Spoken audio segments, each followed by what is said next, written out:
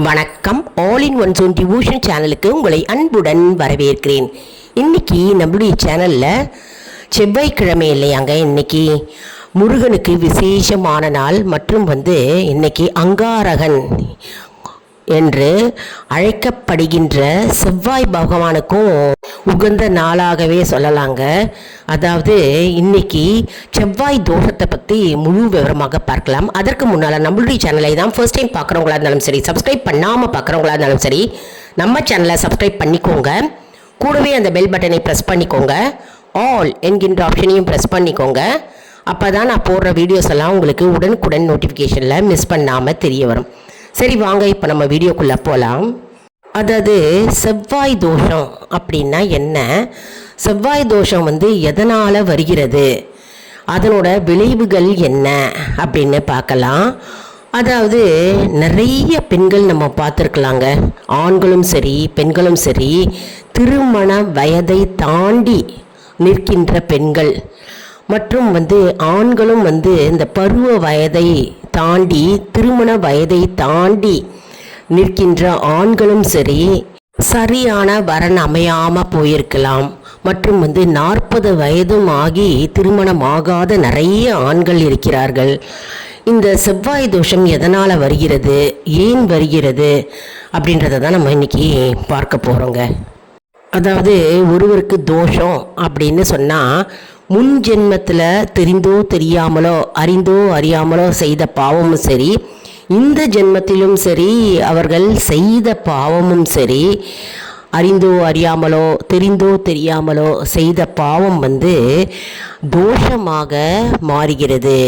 இந்த தோஷம் முன் ஜென்மத்தில் இருந்து தொடர்ந்து ஒருவருக்கு வந்து கொண்டே இருக்கிறது என்று புராணங்கள் கூறுகிறது. குறிப்பாக பார்த்தோம்னா, முன் ஜென்மத்தில் ஏதாவது தீய வினைகள் செய்திருக்கிறோம். அந்த தீய வினைகள் இந்த ஜென்மத்தில் இந்த பிறவியில் அவர்களுக்கு தோஷமாக மாறுகிறது என்று புராணங்கள் கூறுகிறது. அதாவது யார் ஒருவர் கூட பிறந்த சகோதர சகோதரிகளுக்கு துரோகம் செஞ்சாலும் சரி, மற்றும் அவர்களுடைய உடைமைகள் மற்றும் சொத்துக்களை அபகரித்தாலும் சரி, நயவஞ்சகமாக அவர்கள் அவர்களை ஏமாற்றி அபகரித்தாலும் சரி, இது செவ்வாய் தோஷமாக மாறுகிறதுங்க. அது மட்டும் இல்லைங்க, ஒருவருடைய நிலம், வீடு, வாசல், தோட்டம், அலுவலகம் அனைத்தையும் ஏமாற்றி அபகரிச்சா செவ்வாய் தோஷமாக மாறும். மேலும் அவர் மேலும் ஒருவருடைய தோட்டத்தை அபகரிச்சுட்டு அந்த தோட்டத்தை நிறைய விலையில் அதிக விலையில் விற்றுட்டு அவருக்கு குறைந்த தொகையை கொடுப்பதும் செவ்வாய் தோஷமாக மாறுகிறதுங்க.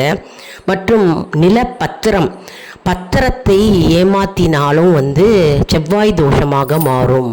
நிலப்பத்திரம் மூலம் சொத்துக்களை அபகரித்து அநியாயமாக ஏமாற்றி அபகரிப்பது செவ்வாய் தோஷமாக மாறும். அதாவது டாக்குமெண்ட் போலியான பத்திரம்னு வச்சுக்கோங்களேன், போலியான டாக்குமெண்ட்டு, போலியான பத்திரம் வரையப்பட்டு அதை அநியாயமாக ஏமாற்றி அதிக விலையில் சொத்துக்களை விற்று குறைந்த தொகையை அந்த நபரிடம் கொடுத்தால் அது செவ்வாய் தோஷமாக மாறும். இதெல்லாம் செவ்வாய் தோஷங்க. செவ்வாய் தோஷம் மிக மிக கொடியது. அதனால் நிலம், வீடு, சொத்து, சுகம் இதெல்லாம் நம்ம அநியாயத்துக்கு நம்ம அதிக விலையில் விற்று குறைந்த தொகையை ஒரு நபரிடம் கொடுத்தால் அது செவ்வாய் தோஷமாக மாறும். மேலும் இந்த செவ்வாய் தோஷத்தை நம்ம எப்படி நிவர்த்தி பண்ணுவது அப்படின்னு பார்க்கலாம். அதாவது செவ்வாய்க்குரிய அங்காரகனுடைய அதிபதி முருகப்பெருமானை செவ்வாய் தோறும் நம்ம வழிபட்டு செவ்வரளி பூக்களால் நம்ம அர்ச்சனை செய்து முருகப்பெருமானை நம்ம வழிபட்டால், விளக்கேற்றி தூப தீபம் ஏற்றி வந்தால் நம்முடைய செவ்வாய் தோஷம் நீங்கும். மேலும் செவ்வாய் தோஷத்தை நீக்கணும் அப்படின்னா மதுரையில் பசியாபுரத்தில் வீட்டிற்கும் முருகப்பெருமான், அதாவது சடாட்சர முருகப்பெருமானை நம்ம வணங்கினால் நம்முடைய செவ்வாய் தோஷம் நீங்கும். அது மட்டும் இல்லைங்க, நம்ம செவ்வாய்க்கிழமை தோறும் முருகப்பெருமானை தரிசனம் செஞ்சாலே போருங்க. கோவிலில் போய் நமக்கு இருக்கின்ற செவ்வாய் தோஷம் நீங்கும் என்பது நம்பிக்கை. அதாவது செவ்வாய்க்கிழமை தோறும் 6 எலுமிச்சம்பழத்தில் விளக்கேற்றி வந்தால் உடனடியாக செவ்வாய் தோஷம் நீங்கும் என்பது நம்பிக்கை. ஆனால் சில பேர் எலுமிச்சம்பழத்தில் விளக்கு ஏற்றாமல் அகல் விளக்கில் கூட நம்ம விளக்கு ஏற்றுறாங்கங்க. அதனால் அகல் விளக்குலேயும் கூட நம்ம 6 அகல் விளக்கு நம்ம தீபம் ஏற்றி வந்தால் செவ்வாய்க்கிழமை தோறும் ஏற்றிட்டே வந்தால் நமக்கு இருக்கிற செவ்வாய் தோஷம் அப்படியே நீங்கும் என்பது ஐதீகம். அதனால் தந்தைக்கே உபதேசம் செய்த முருகப்பெருமானை, ஞான பண்டித முருகப்பெருமானை நாம் செவ்வாய் தோறும் வீட்லேயும் சரி, அப்படி இல்லைனா கோவிலில் விளக்கேற்றி வழிபட்டாலே போருங்க. நமக்கு இருக்கிற செவ்வாய் தோஷம் அப்படியே நீங்கும்.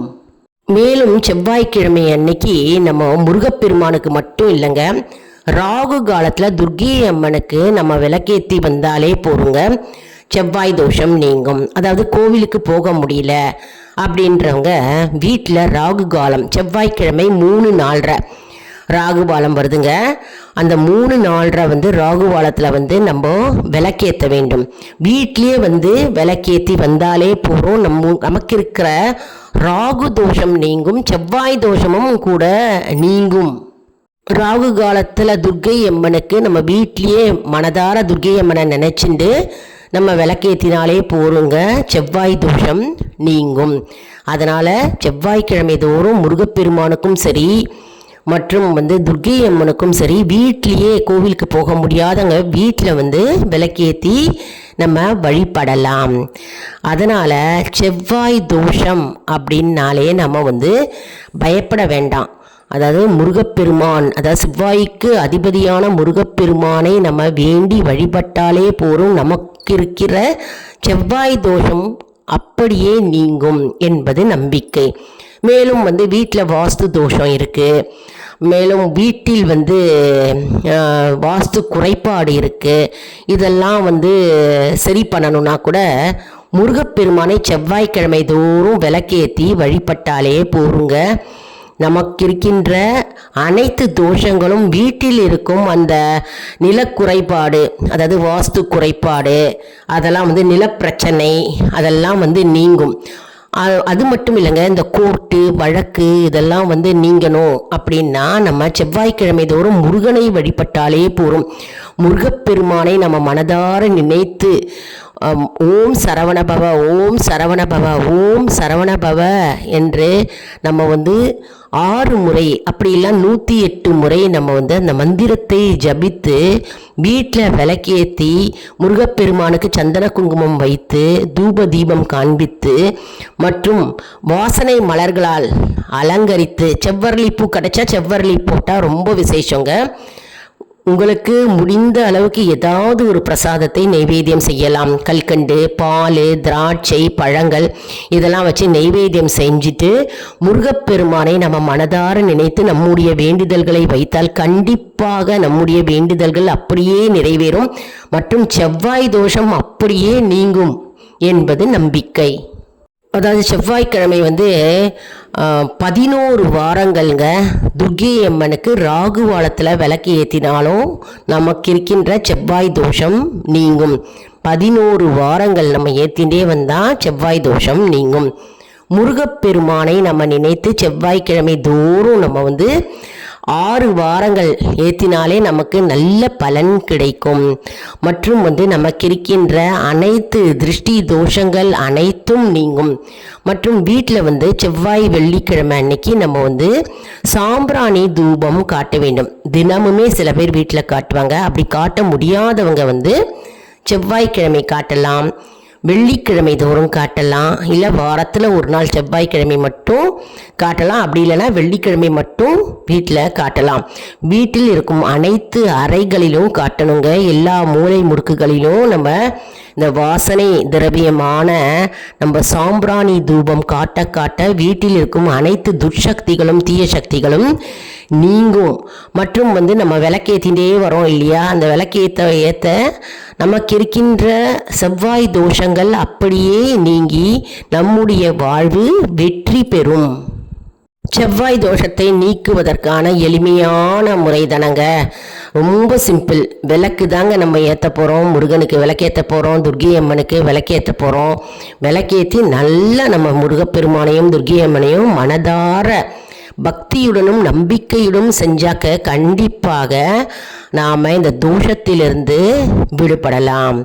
அதனால் நம்ம செவ்வாய் தோஷம் எதனால் ஏற்படுகிறது அப்படின்னு நம்ம பார்த்தோம் இல்லையா, அந்த தோஷத்தின் பாதிப்புகள் விளைவுகள் எப்படி நிவர்த்தி செய்வது, என்ன பரிகாரம் உண்டு, நம்ம என்ன விளக்கு ஏற்றணும், என்ன கிழமையில் ஏற்றணும் அப்படின்னு நம்ம முழு விவரமாக பார்த்தோம் இல்லையா. இந்த வீடியோ உங்களுக்கு மிகவும் பயனுள்ளதாக இருக்கும் என்று நான் நம்புகிறேன். இந்த வீடியோவுக்கு ஒரு லைக் கொடுங்க, இதை மற்றவர்களுக்கும் ஷேர் செய்யுங்கள், அவர்களும் பலனடையட்டும். அதாவது செவ்வாய் தோஷம் எதனால் வருகிறது, அதாவது நம்ம கூட பிறந்தவங்களை நம்ம ஏமாற்றக்கூடாது. அது மட்டும் இல்லை, நம்ம என்ன பார்த்தோன்னா வீடு நிலம் இதெல்லாம் அநியாய விலைக்கு நம்ம விற்று குறைந்த தொகையை மற்றவங்களுக்கு கொடுத்தாலும் செவ்வாய் தோஷமாக மாறும். மற்றும் பத்திரப்பதிவு நம்ம அநியாயமாக அபகரித்து மற்றும் சொத்துக்களை அநியாய விலைக்கே விற்று குறைந்த பணத்தை மற்றவர்களுக்கு கொடுக்கும்போதும் செவ்வாய் தோஷமாக மாறும். மேலும் இதை போக்குவதற்கு நம்ம என்ன வழியை மேற்கொள்வது அப்படின்னு நம்ம இன்னைக்கு முழு விவரமாக பார்த்தோம். ஆல் இன் ஒன் ஜோன் அன்பர்களுக்கு ஒரு அன்பான வேண்டுகோள், நம்முடைய கம்யூனிட்டி போஸ்ட்டில் கேள்வி பதில் நேரம் வருங்க, அந்த கேள்விகளுக்கு பதில் தாங்க. இதன் மூலம் நம்முடைய ஆன்மீக பயணம் எப்படி இருக்கிறது என்பதை நாம் தெரிந்து கொள்ளலாம். இது சப்ஸ்கிரைப் செய்தவர்களுக்கு மட்டுமே தெரிய வரும். அதனால் நம்முடைய சேனலை மறக்காமல் சப்ஸ்கிரைப் செய்து கொள்ளுங்கள். அடுத்த வீடியோவில் வேறொரு தலைப்புடன் உங்களை சந்திக்கிறேன். நன்றி, வணக்கம். மேலும் யாரெல்லாம் செவ்வாய்க்கிழமை அன்னைக்கு துர்க்கை அம்மனுக்கு கோவிலில் போய் விளக்கேற்றுறீங்க ராகுவால நேரத்தில், மற்றும் முருகன் வழிபாடு யாரெல்லாம் செய்கிறீங்க அப்படின்னு கமெண்ட் செக்ஷனில் தெரிவிங்க, நாங்களும் தெரிஞ்சுக்கிறோம். நன்றி, வணக்கம்.